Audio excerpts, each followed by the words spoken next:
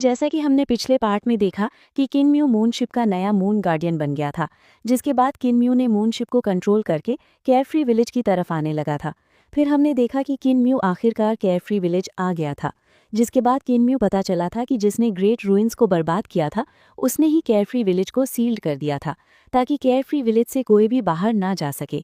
तो अब आगे ड्यूटियन डेविल किंग ने किनम्यू की बात सुनी और थोड़ा हैरान रह गया, फिर तुरंत समझ गया कि वो क्या कह रहा है। जंगल में ये रोकी गई जगह दुश्मनों के हमले से बचाने के लिए नहीं थी, बल्कि केयरफ्री विलेज के लोगों को बाहर निकलने से रोकने के लिए थी। अगर ये बाहरी दुश्मनों से बचाने के लिए होती तो रोकी गई जगह सिर्फ उन लोगों पर हमला करती जो अंदर घुसते, जबकि यहाँ चाहे लोग अंदर जाने की कोशिश कर रहे हों या बाहर आने की, उन सभी को बेरहमी से खत्म कर दिया जाता। किनारे पर जो खंडहर है वे वो रास्ता होना चाहिए जिसे केयरफ्री विलेज के लोगों ने केयरफ्री विलेज से भागने के लिए जबरदस्ती खोला था, न कि वो रास्ता जो अपने आप बना हो। जरा से भी अंदाजे से हालात को समझने के लिए आम लोगों ने कभी इस पर ध्यान नहीं दिया होता। जिन्होंने इस बदमाश को सिखाया है वे पक्का पक्के विलन हैं जो बहुत ज्यादा चालाक हैं। ड्यूटियन डेविल किंग बेकाबू होकर कांप गया। ये साफ था कि जहाज से चिपके हुए आसमानी शैतान किनम्यू की नजर से नहीं बच पाए थे। उसने अपना ज्ञान इसलिए नहीं बताया ताकि वे रास्ता टेस्ट कर सके। इतने बेरहम और खतरनाक नौजवान के टीचर तो पक्का विलन ही होंगे। ड्यूटियन डेविल किंग ने उस रोके हुए एरिया को देखा और मन ही मन सोचा,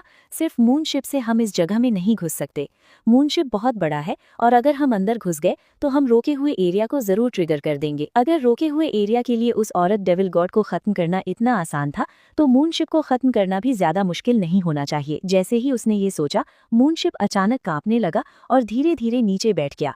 एक जोरदार झटके ने उस बड़े 3 पैरों वाले शिप को हिला दिया और वो फर्श पर लेट गया और हिलना बंद कर दिया। ड्यूटियन डेविल किंग ने तुरंत महसूस किया कि किनम्यू के आसपास का आसमानी भगवान का ऑरा गायब हो गया है और उसने राहत की सांस ली। अगर किनम्यू ने मूनशिप को रोके हुए एरिया में धकेल दिया होता तो वो भी खत्म हो जाता। भले ही किनम्यू ने केयरफ्री विलेज की तबाही देखी थी, फिर भी उसमें समझदारी थी, जिससे ड्यूटियन डेविल किंग हैरान रह गया। फिर उसने ड्रैगन किलिन को लात मारकर जगाया। ड्रैगन किलिन ने अपना सिर हिलाया और उसके पीछे पीछे धीमी और दबी हुई आवाज में पूछा, आयरन लॉम्प हम कहाँ हैं? ड्यूटियन डेविल किंग को गुस्सा आ गया। तुम पूरे रास्ते सोते रहे और फिर भी मुझसे पूछने की हिम्मत रखते हो। ड्रैगन किलिन मुस्कुराया, तुम्हें ये भी नहीं पता कि हम कहाँ हैं? लगता है तुम पूरे रास्ते सोई रहे। बड़े खंभों के बीच में किनम्यू का शरीर वापस नॉर्मल हो गया और उसने अपने पैर पीछे खींच लिए जो जहाज में धंस गए थे। जहाज का शरीर उसके पैरों के साथ जुड़ गया था, लेकिन क्योंकि किनम्यू का शरीर पहले बहुत बड़ा हो गया था, इसलिए आकार में छोटा होने के बाद उसने बड़े पैरों के निशान छोड़ दिए थे। इससे वो अपने पैर बाहर निकाल सका। किनम्यू खड़ा हुआ और उसका दिमाग तुरंत कांप उठा। वो उस समय बहुत कमजोर था और मूनशिप से मिली बहुत ज्यादा एनर्जी से खुले दिव्य खजाने एक के बाद एक बंद हो रहे थे। सिर्फ स्पिरिट एम्ब्रियो और 5 एलिमेंट्स डिवाइन ट्रेजर्स ने उसे नहीं छोड़ा। शिप की एनर्जी उसके करंट के लिए बहुत ज्यादा थी, इसलिए अगर वो उसे कंट्रोल करना चाहता था तो उसे कीमत के तौर पर अपनी लाइफ फोर्स खत्म करनी पड़ती।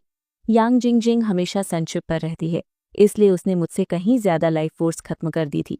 ये उसके लिए बहुत मुश्किल रहा है। किनम्यू ने 2 गहरी सांसें ली और अपने शरीर को ताकत देने के लिए कुछ स्पिरिट पिल्स खाईं।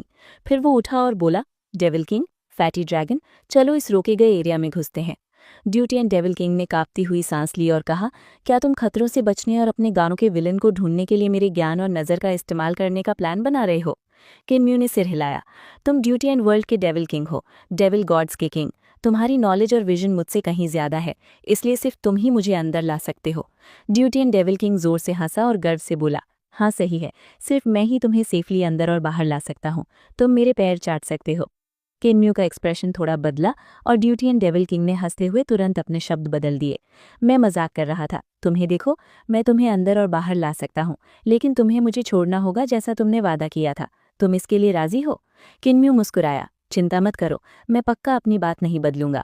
मैं तुम्हारे साथ पैक्ट ऑफ अर्थ काउंट पर साइन कर सकता हूँ। ड्यूटियन डेविल किंग ने अपना सिर हिलाया, इसकी कोई ज़रूरत नहीं है। अगर हम पैक्ट ऑफ अर्थ काउंट पर साइन करते हैं तो मैं तुम पर विश्वास नहीं करूंगा। तुम पक्का मेरे कूदने के लिए गड्ढा खोद दोगे। किनम्यू जोर से हंसा और मन ही मन सोचा, ड्यूटियन डेविल किंग मुझे सच में अच्छी तरह जानता है।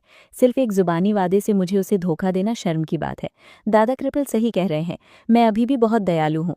वो ड्रैगन किलिन की पीठ पर कूद गया और ड्यूटियन डेविल किंग भी चढ़ गया। ड्रैगन किलिन के पैरों के नीचे आग के बादल छा गए और वे धीरे धीरे जमीन पर उतर आए। जल्द ही वे रोक वाली जगह के किनारे पहुंच गए। ड्यूटियन डेविल किंग बहुत घबरा गया और उसने अपने मुंह से कुछ गियर थूक दिए। भले ही यहाँ एक सेफ रास्ता है, लेकिन ये सेफ रास्ता अंदर से बनाया गया है। अगर हम बाहर निकलने के लिए इसका इस्तेमाल करते हैं तो ज़्यादा खतरा नहीं होगा, लेकिन अगर हम अंदर जाने के लिए इसका इस्तेमाल करते हैं तो हमें काफ़ी खतरा होगा। तुम्हें मेरे पास रहना होगा और गलत रास्ता नहीं लेना होगा। अगर तुमने रेस्ट्रिक्टेड एरिया को ट्रिगर किया तो हम सब मर जाएंगे। किनम्यू तुरंत आगे बढ़ा और वहां गियर एडजस्ट करने के लिए भगवान की मूर्ति का सीना खोला। कुछ और स्पेयर पार्ट्स डालते हुए उसने याद दिलाया, डेविल किंग, कोई चाल मत चलना वरना तुम भी फंस जाओगे। ड्यूटियन डेविल किंग ने बुरे मूड में जवाब दिया, चिंता मत करो, मैं समझता हूँ, पास रहो।